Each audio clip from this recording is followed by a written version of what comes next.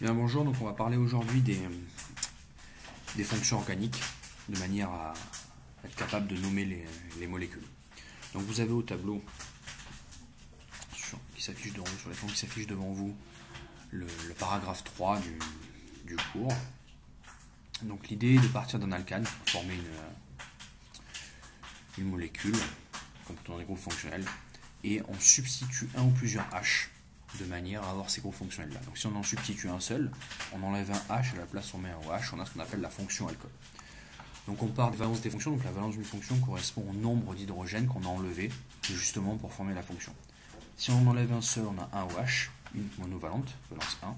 Si on en enlève deux, je vais lettrer ici deux hydrogènes, on a une fonction bivalente.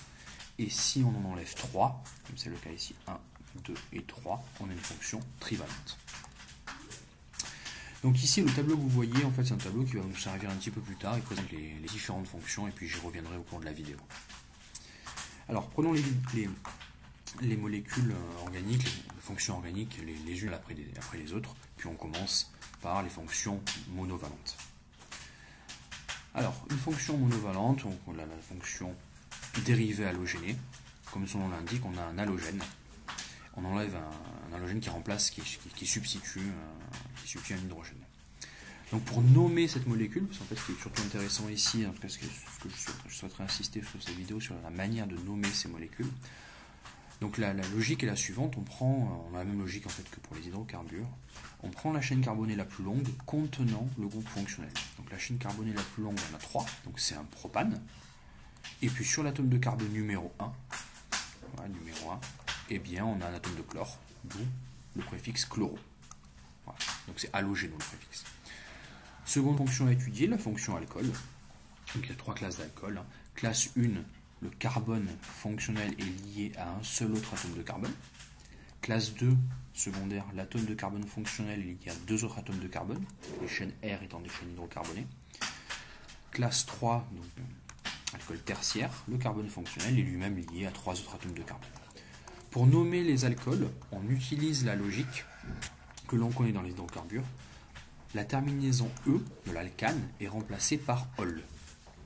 Donc on adopte la logique suivante. On numérote la chaîne carbonée la plus longue contenant le groupe fonctionnel. Et ce groupe fonctionnel doit être au niveau de la numérotation, doit être positionné sur la chaîne carbonée la plus longue, mais sur le carbone ayant le plus petit numéro.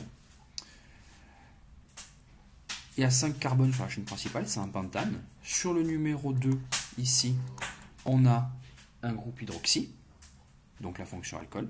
Donc on met ol à la place de alcane, pentane. Donc ça fait, à la place, ça fait pentanol. Sur le numéro 4, ici, on a un substituant méthyle que l'on met ici.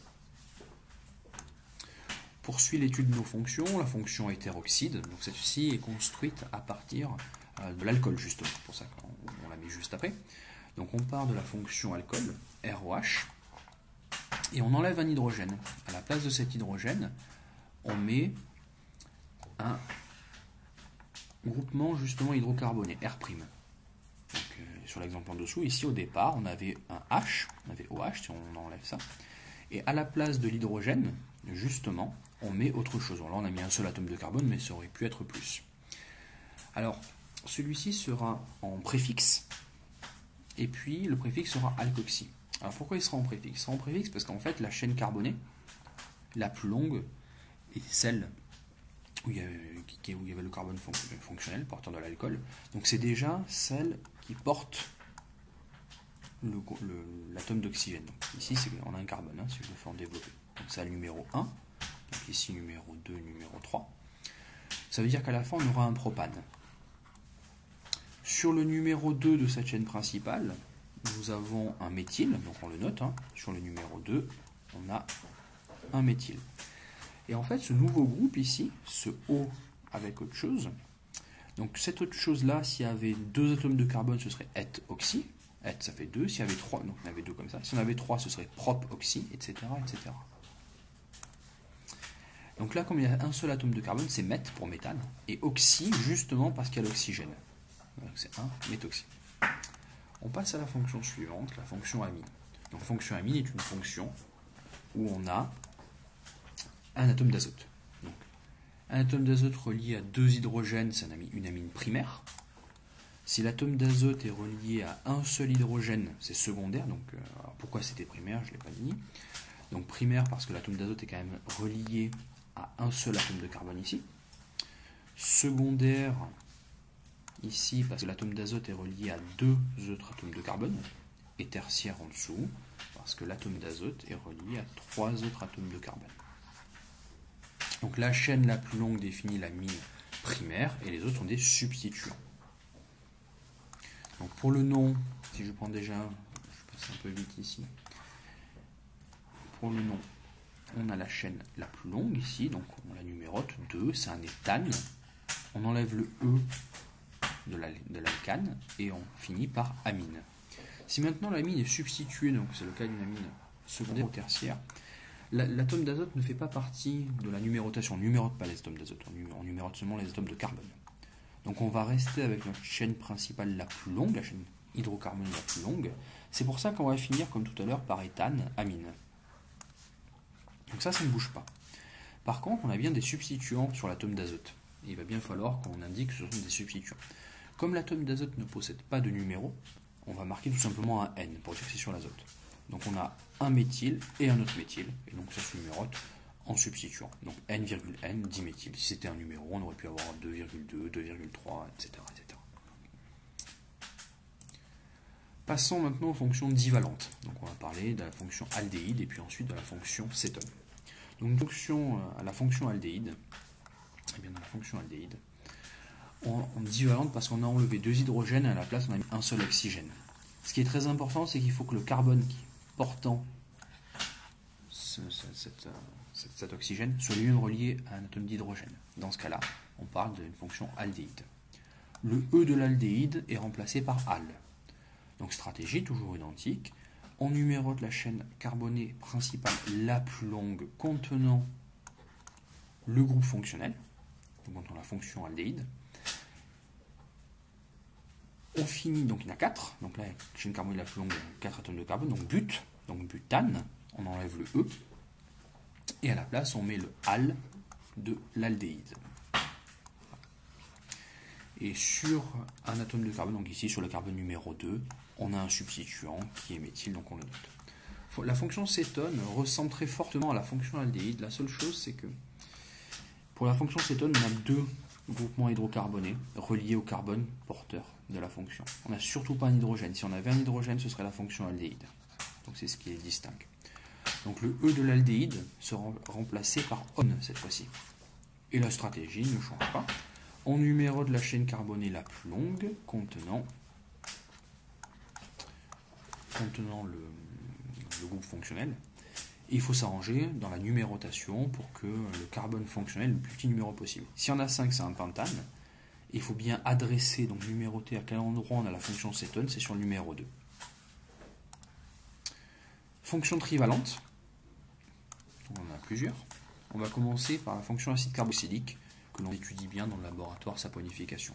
Donc l'acide carboxylique, là cette fois-ci, c'est une fonction trivalente parce qu'on a enlevé 3 hydrogènes, 2 et 3, et à la place on a un groupement avec une double liaison, donc 2 liaisons simples, portant le groupe avec l'oxygène, et avec le groupe OH. Donc il faut bien comprendre que ce n'est pas, il n'y a pas 2 fonctions différentes, il n'y a pas une fonction alcool et puis une fonction aldéhyde ou cétone, c'est vraiment une seule fonction acide carboxylique. Donc il faut distinguer ces 3 fonctions, je les remets à l'écran. Il faut distinguer la fonction aldéhyde, où on a ici donc le carbone fonctionnel, double liaison oxygène, 1 hydrogène. En dessous la fonction cétone, le carbone fonctionnel, double liaison avec l'oxygène et 2 chaînes hydrocarbonnées. Et la fonction acide carboxylique, qui est cette fois-ci une fonction trivalente, contrairement à la fonction aldéhyde et à la fonction cétone, qui sont des fonctions divalentes, où on a ce groupe fonctionnel-là. Donc en fait, la terminaison sera en oïque, même anoïque, on enlève le E de l'alcane, et ça finira comme ça. On numérote la chaîne carbonée la plus longue, le groupe fonctionnel sera forcément sur le carbone numéro 1, et puis on adopte la stratégie habituelle, donc il y en a 4, ça veut dire que c'est un butane, c'est un acide carboxylique, donc ça devient un OIC à la place du E, comme c'est un acide on le met au tout début, et sur l'atome de carbone numéro 3 on a un substituant qui est un méthyle. Donc acide 3-méthylbutanoïque.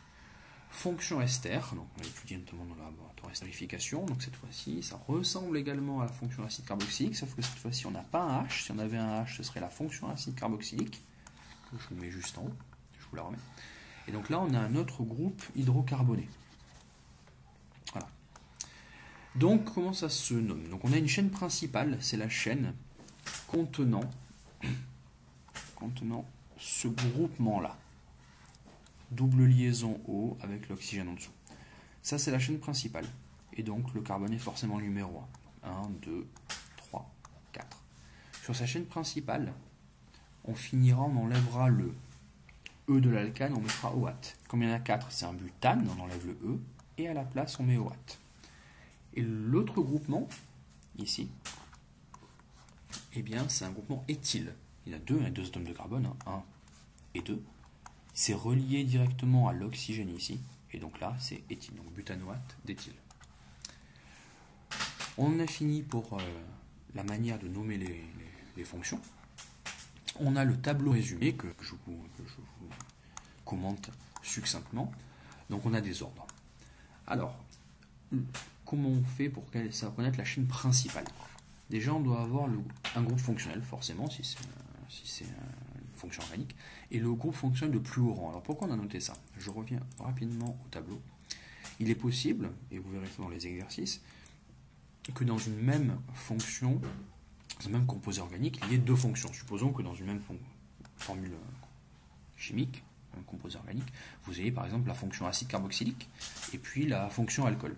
Il va falloir nommer ces deux, ce composé contenant ces deux fonctions, mais on n'a droit qu'à un seul suffixe. Et donc en fait, il y a des ordres de priorité. Plus le rang est petit, donc entre guillemets, le rang 1, c'est celui qui est le prioritaire. Là, c'est-à-dire que l'acide carboxylique sera prioritaire par rapport à la fonction alcool. Ça veut dire qu'en fait, on aura la terminaison oïque. Et pour nommer l'alcool, on utilisera le préfixe hydroxy. Comme on utilisait si c'est un substitut. En fait, le préfixe, c'est comme si on avait un substituant dans les chaînes hydrocarbonées. Un méthyle, un éthyle, un propyle, etc., etc. Donc lorsque l'on a plusieurs fonctions organiques, une seule fonction organique contient le suffixe, c'est la chaîne principale, donc c'est la fonction principale plutôt, et tous les autres, pour nommer les autres composés, eh bien on utilisera ce qui est indiqué dans les préfixes. Donc avec ceci, il vous suffira de vous reporter à ce tableau-là, et donc d'utiliser les préfixes, tout simplement. Donc premièrement, la chaîne carbonée doit avoir le groupe fonctionnel de plus haut rang. S'il y a deux groupes fonctionnels, donc on verra bien, le numéro B c'est un cycle, ensuite c'est égalité encore à la plus grande taille, etc., etc. Donc le groupe fonctionnel doit avoir le suffixe, on le nommera avec le suffixe, et on numérote, comme je l'ai dit, la chaîne principale en attribuant à ce groupe fonctionnel le plus petit numéro possible. Voilà. Et on construit le nom du composé comme précédemment dans le point 3 comme on a vu. Donc je vous remercie.